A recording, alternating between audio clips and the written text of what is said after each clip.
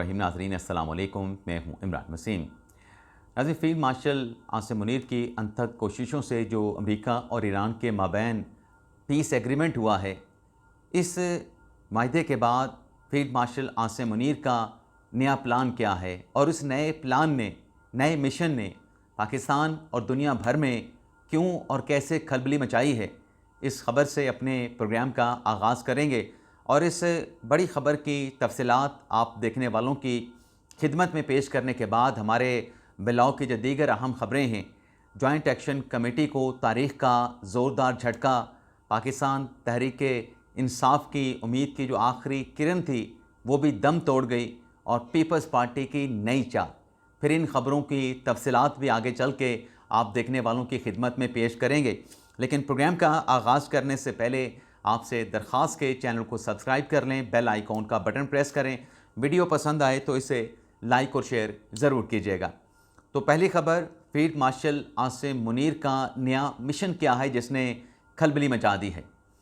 नाज़रीन, इस बात का एतराफ़ ना सिर्फ पाकिस्तान में बल्कि दुनिया भर में किया जा रहा है कि ईरान और अमेरिका के माबैन जो मफाहमती याददाश्त पर जो दस्तखत हुए हैं, इस एग्रीमेंट को यकीनी बनाने में फील्ड मार्शल आसिम मुनीर की अनथक कोशिशें शामिल हैं।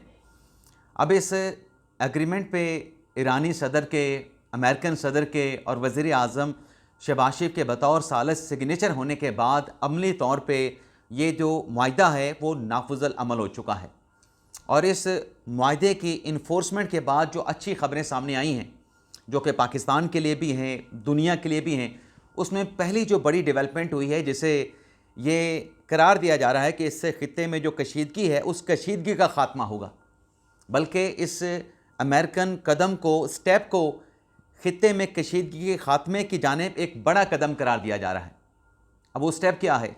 वो स्टेप ये है कि ईरानी बंदरगाहों से, दुनिया की बंदरगाहों पे जाने वाले जो ईरानी जहाज़ थे, या दुनिया की बंदरगाहों से आने वाले जो ईरानी जहाज़ थे या दीगर ममालिक के जहाज़ थे, उन्हें अमेरिका की तरफ से नाकाबंदी की जा रही थी। उनको ईरानी बंदरगाहों से आगे बढ़ने की या ईरानी बंदरगाहों की जानिब जाने की इजाज़त नहीं दी जा रही थी। मुकम्मल तौर पे अमेरिकन जो नेवल है उनकी तरफ से ईरान की बंदरगाहों की नाकाबंदी की जा रही थी।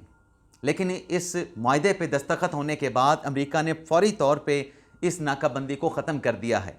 और नाकाबंदी ख़त्म करने की जो तस्दीक है अमेरिका के सेंटकॉम की तरफ से भी कर दी गई है। अच्छा, जहां अमेरिका की तरफ से बड़ा कदम लिया गया कशीदगी के ख़ात्मे के लिए, वहीं ईरान की तरफ से जो आबने हुर्मुज़ है उसे भी मुकम्मल तौर पे खोल दिया गया है। ईरान की नहीं बल्कि अमेरिका की रिपोर्ट है कि आबने हुर्मुज़ के खुलने के बाद अब तक 1 करोड़ 20 लाख तेल जो है, बैरल तेल जो है, उसकी बड़ी आसानी के साथ जो है आबने हुर्मुज़ से तरसील जो है वो हो चुकी है। तो अमेरिका की तरफ से भी इसको सराहा जा रहा है कि जो ईरान की तरफ से इक़दाम उठाया गया, क्योंकि आबने हुर्मुज़ को ईरान भी कंट्रोल कर रहा था। अमेरिका की तरफ से बंदरगाहों की नाकाबंदी जारी थी, ईरान की तरफ से आबने हुर्मुज़ को बंद कर दिया गया था कि उनकी इजाज़त के बगैर यहाँ से कोई नहीं गुजरेगा। अच्छा, एक तो ये अच्छी खबर है। दूसरा, जो आज की एक नई डेवलपमेंट सामने आई है कि जो मुज़ाकरात होने थे स्विट्ज़रलैंड में, वो मुज़ाकरात जो है वो मौखर कर दिए गए हैं। अब ये मुज़ाकरात क्यों मौखर किए गए, इनसे मुतल्लिक तो इब्तिदाई तौर पर यह बताया गया कि बातचीत के लिए जो सफारती और इंतज़ामी मामलात थे उनको हतमी शक्ल नहीं दी जा सकी, जिसकी वजह से मुज़ाकरात का जो पहला दौर है ईरान और अमेरिका के माबैन, वो आज स्विट्ज़रलैंड में मौखर कर दिया गया है। जेडी वेंस की जो स्विट्ज़रलैंड रवानगी थी वो भी मौखर कर दी गई है। लेकिन अंदर की खबर यह है ईरानी दफ्तर ख़ारजा के ज़राए की कि जो इसराइल की तरफ से लबनान पे, बैरूत पे जो हमला किया गया है, जो हालिया दिनों में इसराइल का लबनान पे किया गया सबसे बड़ा हमला है, इस वजह से ईरानी डेलीगेशन जो है वो स्विट्ज़रलैंड नहीं जा रहे। लेकिन ये जो एग्रीमेंट हो चुका है, नाफुज़ल अमल हो चुका है, अमेरिका की तरफ से भी कदम उठाए गए हैं, ईरान की तरफ से भी इक़दामात लिए गए हैं। उसके बाद जो आलमी मीडिया है वो इस मुआहदे को कैसे देखता है, यानी इस मुआहदे के नतीजे में अमेरिका का अपना फ़ायदा है, ईरान का अपना फ़ायदा है, लेकिन अमेरिकन मीडिया कहता है कि इस मुआहदे का सबसे ज़्यादा फ़ायदा पाकिस्तान को हुआ है। कैसे फ़ायदा हुआ है? तो ये रिपोर्ट किया गया है कि आलमी सतह पे ये एग्रीमेंट करवाने में जो फील्ड मार्शल आसिम मुनीर साहब ने रोल अदा किया, पाकिस्तान को आलमी तवज्जो हासिल हुई है। अक़वाम आलम में पाकिस्तान की जो सफ़ारती अहमियत है वो कई गुना बढ़ गई है, और ये सफ़ारती अहमियत का बढ़ना, आलमी सतह पर पाकिस्तान को तवज्जो मिलना, पाकिस्तान का लाइमलाइट में आना, इसके बाद अमेरिकन मीडिया ये कह रहा है कि पाकिस्तान की कोशिश ये होगी कि इस सफ़ारती अहमियत को और आलमी दुनिया पे मिलने वाले जो तवज्जो है इसे वो अपने माशी इस्तेहकाम के लिए इस्तेमाल करेगा।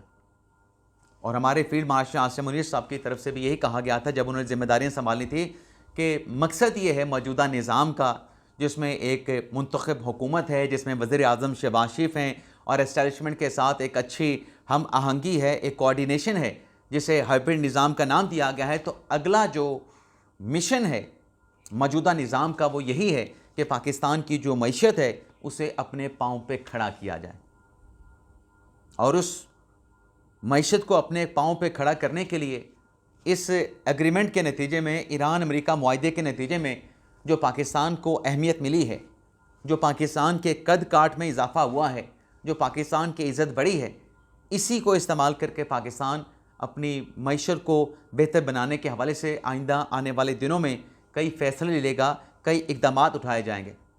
दुनिया के ममालिक का भी पाकिस्तान के ऊपर फोकस जो है वो बढ़ चुका है।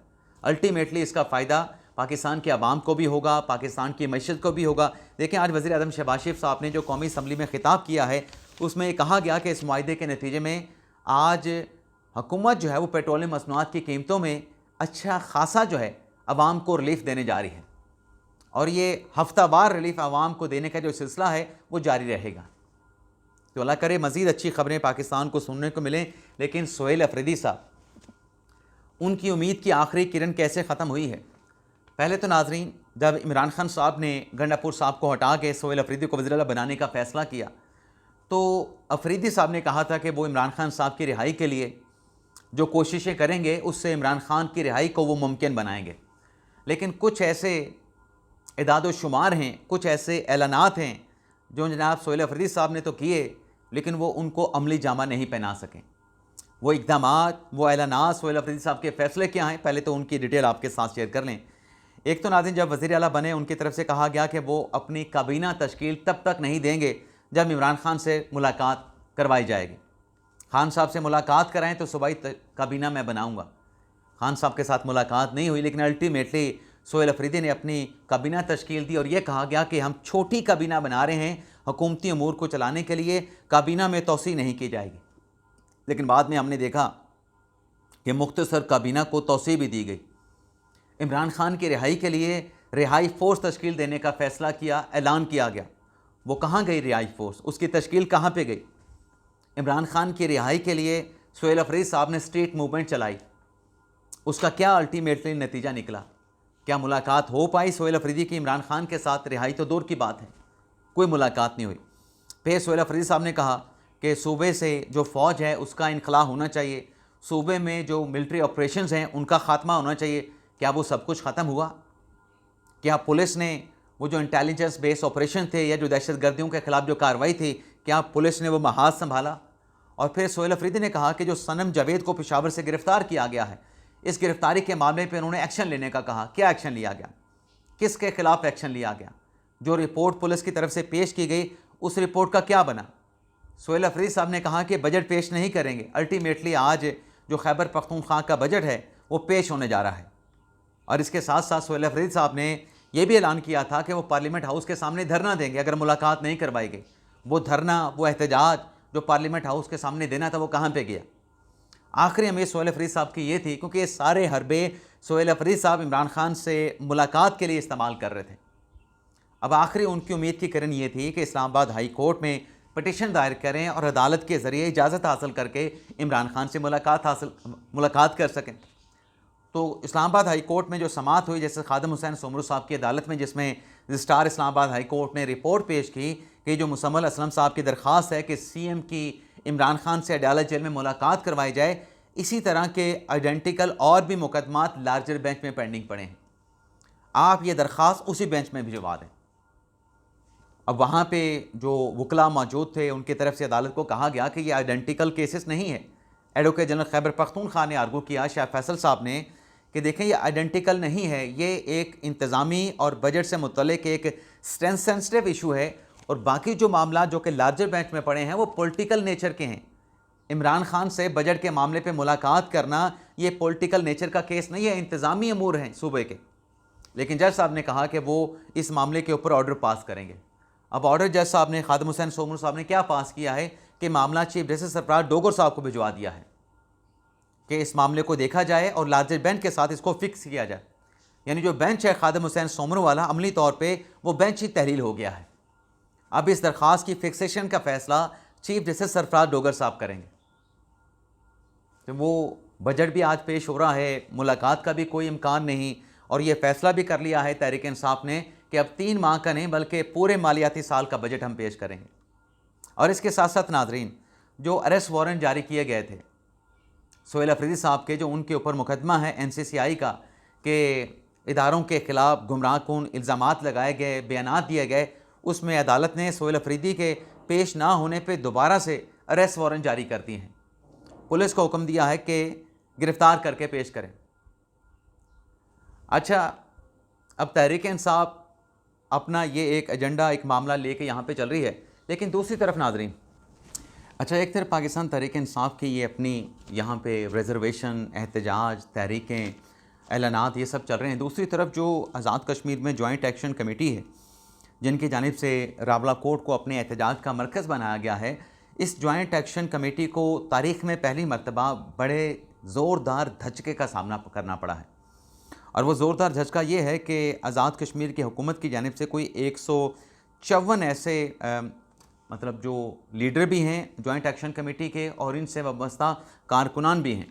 अब इन 154 लीडरान और मेंबरान के जो शनाख्ती कार्ड हैं उनको ब्लॉक कर दिया गया है, पासपोर्ट को ब्लॉक कर दिया गया है, इनके बैंक अकाउंट्स को फ्रीज कर दिया गया है, और इन तमाम के जो नाम हैं वो 4th शेड्यूल में शामिल कर दिए गए हैं। यानी सफरी पाबंदी भी इन पर लगा दी गई है।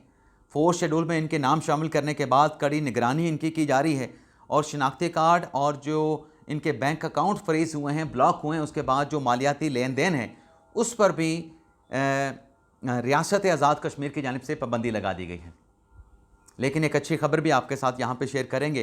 पाकिस्तान पीपल्स पार्टी, कल बिलावल भुट्टो ज़रदारी साहब ने जो कौमी असम्बली में खिताब किया, उसमें बिलावल भुट्टो ज़रदारी साहब ने जो बात की जॉइंट एक्शन कमेटी के हवाले से कि अपना एहतजाज ख़त्म करें और महाजरीन की सीटें इस तरीके से एहतजाज के साथ बिल्कुल ख़त्म नहीं होंगी, लेकिन साथ में बिलावल भुट्टो ज़रदारी ने जो बॉल है वो जॉइंट एक्शन कमेटी के कोर्ट में डाल दी कि आप मुज़ाकरात का और सियासी रास्ता अख्तियार करें, और अगर आप मुज़ाकरात का सियासी रास्ता अख्तियार नहीं करेंगे तो फिर कश्मीर कॉज को भी नुकसान होगा, पाकिस्तान को भी नुकसान होगा, जिसे किसी सूरत बर्दाश्त नहीं किया जाएगा।